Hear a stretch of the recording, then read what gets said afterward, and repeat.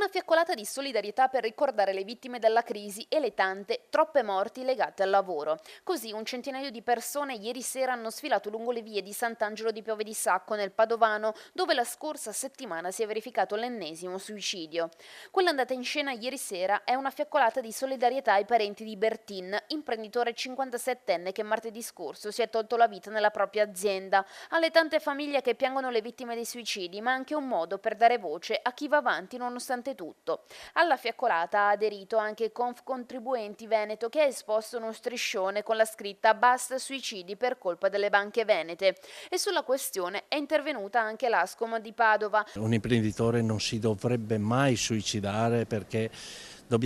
siamo stati abituati a essere dei lottatori, quindi di conseguenza dobbiamo assolutamente essere presenti, perché quando uno fa un gesto drammatico di queste potenzialità, dopo lascia dietro di sé appunto qualcuno che deve prendere questi suoi problemi e curarli. Ritengo che questa azione sia veramente da analizzare sotto un aspetto appunto per capire cosa è successo.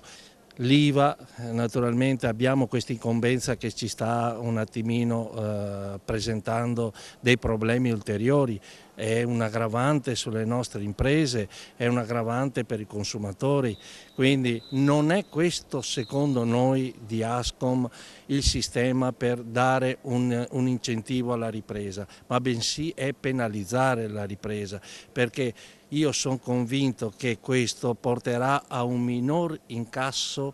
per il governo, perché se tu alzi comunque sempre l'asticella la gente spende meno e ti entreranno meno soldi. Questo i nostri politici, che ormai li abbiamo passati tutti, perché da destra a sinistra li abbiamo visti tutti, e nessuno mai ha fatto una politica di ripresa concreta, fatta bene, cioè abbassando il cuneo fiscale, veramente abbassando le tasse per le imprese. Questi sono i motivi che devono analizzare e trovare le risorse.